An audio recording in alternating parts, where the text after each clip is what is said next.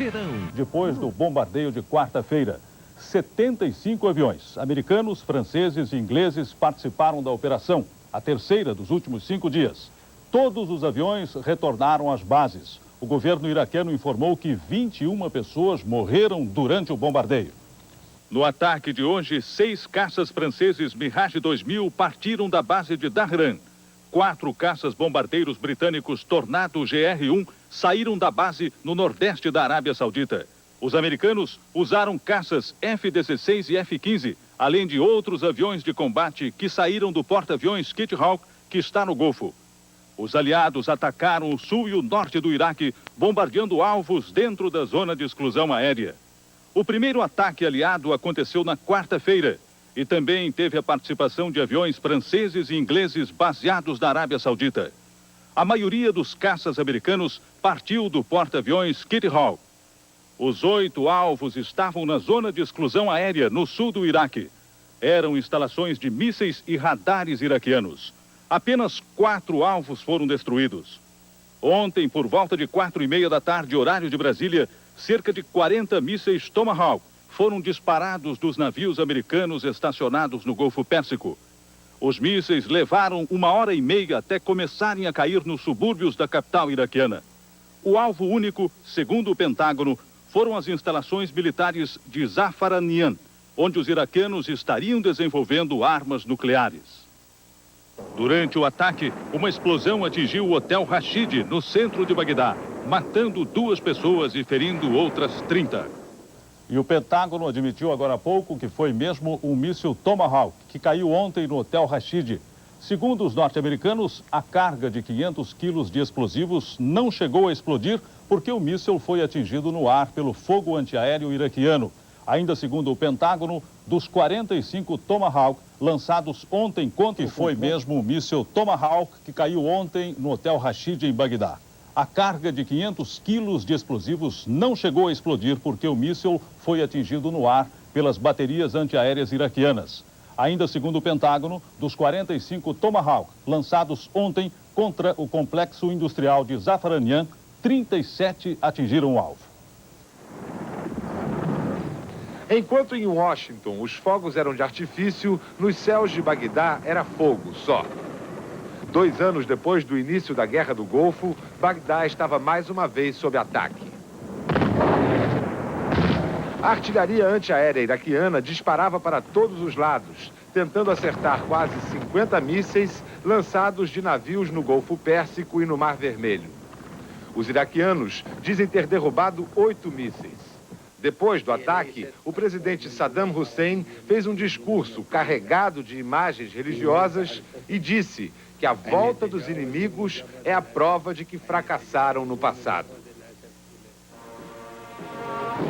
Um enterro de heróis da causa árabe. Assim, o funeral das 2 vítimas do ataque de ontem foi transformado num ato político hoje de manhã.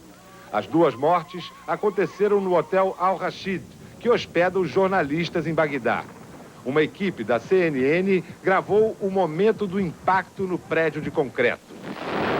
Vários quartos e o saguão do hotel foram destruídos. No local onde caiu o projétil, uma cratera de 7 metros de diâmetro. Os iraquianos mostraram pedaços de mísseis americanos para provar que foi um Tomahawk que acertou o alvo civil. O Hotel Al Rashid é uma fortaleza construída como um bunker para hospedar chefes de Estado. O presidente Saddam Hussein foi visitar os feridos, entre eles um jornalista alemão que, apesar de muito machucado, passou a noite dando entrevistas. Peter Brinkmann, da revista Bild, disse que Saddam Hussein só lhe fez perguntas pessoais e foi muito atencioso. O pai de toda estupidez. Assim, o ministro da Informação do Kuwait definiu Saddam Hussein numa entrevista coletiva hoje. Na nova fronteira entre o Iraque e o Kuwait, policiais iraquianos começaram finalmente a se retirar de postos que agora estão em solo kuwaitiano. A Liga dos Países Árabes condenou os recentes ataques ao Iraque e pediu moderação aos aliados. Até os países árabes que enviaram tropas para a Guerra do Golfo lamentaram as novas ações militares na região. O ministro do Exterior do Egito disse temer pela integridade territorial do Iraque.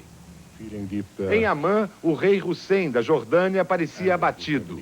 Ele também se disse preocupado com a unidade da nação iraquiana, mas reconheceu que o mundo árabe deve assumir parte da culpa pela crise. Aqui em Londres, o ministro da Defesa Malcolm Rifkin não descartou a possibilidade de novos bombardeios. Os franceses não participaram da ação de ontem, mas durante o fim de semana o presidente Bush falou 2 vezes pelo telefone com o presidente François Mitterrand. Da Rússia veio uma reação ambígua. Uma declaração do Ministério do Exterior russo responsabilizou Saddam Hussein pela atual crise. Ao mesmo tempo, os russos não endossaram explicitamente os recentes ataques ao Iraque e pediram hoje uma nova reunião do Conselho de Segurança da ONU para reconsiderar a situação. E o governo do Kuwait pediu hoje à Grã-Bretanha e à França que também mandem tropas à fronteira com o Iraque. Os kuwaitianos querem proteger o território contra um possível ataque das forças de Saddam Hussein. Por medida de segurança, a British Airways e outras companhias aéreas do Ocidente estão agora desviando os voos das cidades próximas à área do conflito. Os aliados voltam a atacar os alvos que não foram destruídos no bombardeio da última quarta-feira. É o 3º ataque ao Iraque em 5 dias. O governo de Saddam Hussein informou que 21 iraquianos morreram. 4 aviões Tornado da Força Aérea Inglesa saíram de Dharan, na Arábia Saudita, esta manhã.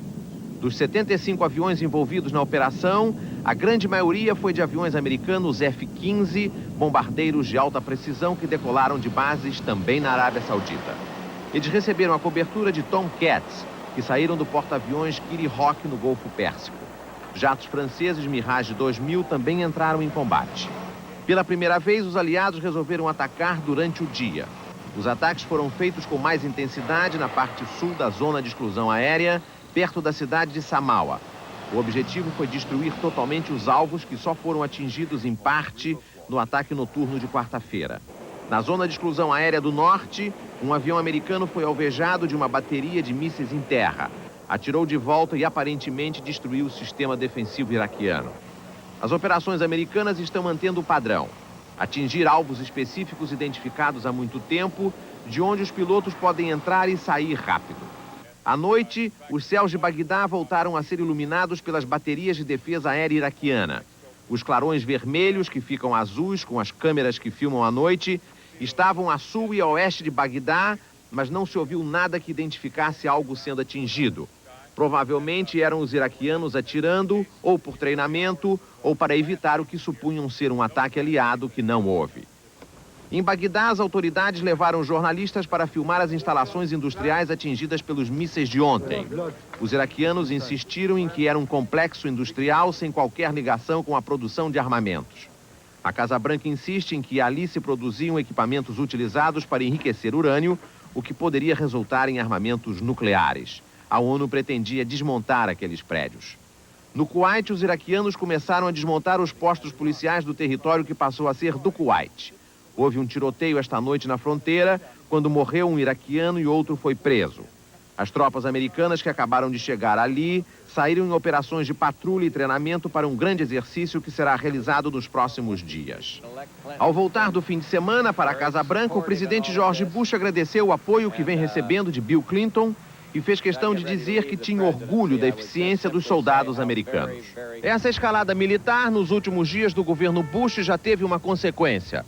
Os porta-vozes do governo Clinton, que pareciam muito mais compreensivos em relação a Saddam Hussein, já estão dizendo que é impossível estabelecer relações diplomáticas com o Iraque enquanto Saddam Hussein estiver no poder. Fontes do Pentágono informaram no início da noite que um MiG-25 iraquiano foi abatido por um caça F-16 americano durante o ataque de hoje. E o ataque dos aliados ao Iraque vai marcar o adeus de George Bush à Casa Branca. Enquanto Bush e Saddam medem forças no Golfo, os americanos comemoram a chegada do futuro presidente dos Estados Unidos. Foi a mesma viagem de Thomas Jefferson há 200 anos. Só que desta vez foi num ônibus moderno e milhares de pessoas nas ruas. A chegada a Washington foi em clima de campanha eleitoral. Sol, céu azul com aviões e um frio abaixo de zero. Teve até uma saudação do espaço ao vivo, com os astronautas em pleno voo. Nas escadarias do Memorial de Lincoln, o novo poder político e os superstars: Michael Jackson, Diana Ross, Aretha Franklin. Depois do show de música, a caminhada até o sino. O presidente, o vice e suas mulheres se divertem com a réplica do sino da liberdade. Hoje, segunda-feira, feriado, aniversário de Martin Luther King. Mas antes mesmo do sol aparecer, o novo presidente estava na rua, num Cooper entre o Capitólio e a Casa Branca. A festa continuou com um discurso de gala na Universidade de Georgetown, ao corpo diplomático. Aí entrou o Iraque e o apoio irrestrito ao presidente que está saindo. Por um momento chegou-se a admitir que o programa poderia ser mudado em função da crise do Iraque. A hipótese foi logo abandonada. A festa da posse só termina na quarta-feira. Você já me acompanha